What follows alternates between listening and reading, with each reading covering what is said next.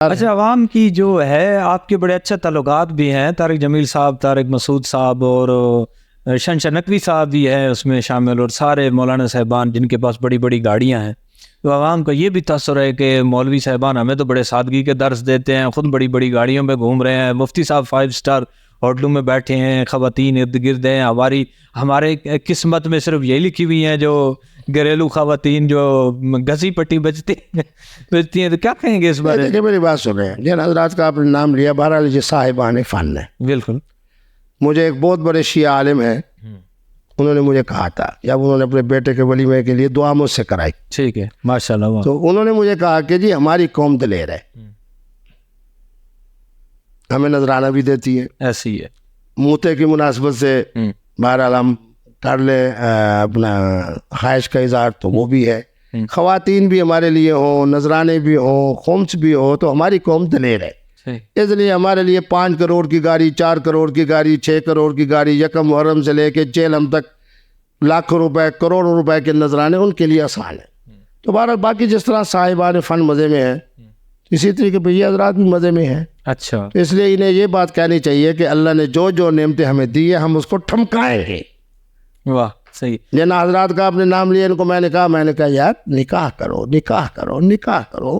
قاری بھی ہے، سب کچھ ہے، 4 ٹانگوں والی بھی ہے، آپ 2 ٹانگوں والی بھی لے لو. کوئی تو کہتا ہے جی نہیں، کوئی کہتا ہے جی بیوی کو کیسے کریں گے.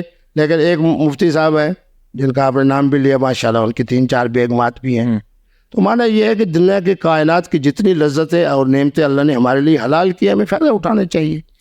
مفتی صاحب، آخری میرا سوال ہے جی، اور میرا ہی سوال ہے، پتہ نہیں پبلک کا وہ ہو یا نہ ہو. آپ کے سامنے اگر ایک بڑی حسین و جمیل، باقرہ اور حسینہ اور ایک بولتے رہے، مجھے مزہ آ رہا ہے. جی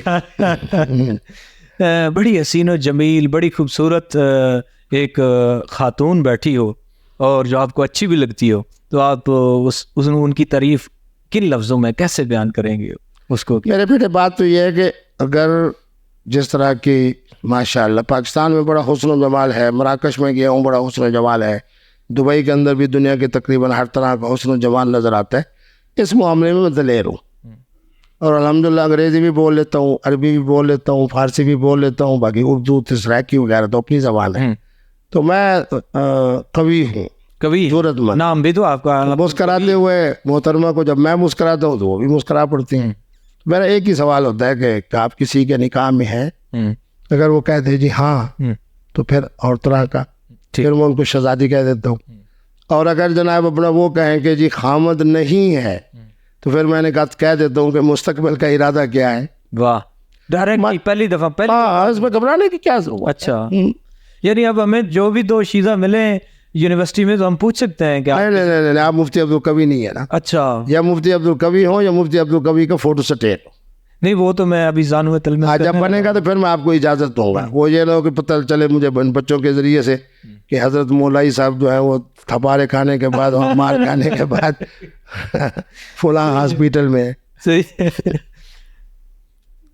چلیں جی، بہت شکریہ مفتی صاحب آپ کے ٹائم کا. اللہ آپ کو خوش رکھے. بڑا ملاقات کر کے بڑی اچھی گفتگو ہوئی. آپ کا نام بڑا خوبصورت اور محبت کرنے والے آدمی، اللہ آپ کو خوش رکھے. آمین آمین. ہم تو بڑے مولویوں کے اور مفتیوں کے ڈرے ہوئے لوگ تھے، آپ نے تھوڑا سا حوصلہ دیا ہے، انشاءاللہ محبتیں قائم رہیں. اللہ بہت شکریہ آپ سب کو. ملتے ہیں انشاءاللہ نیکسٹ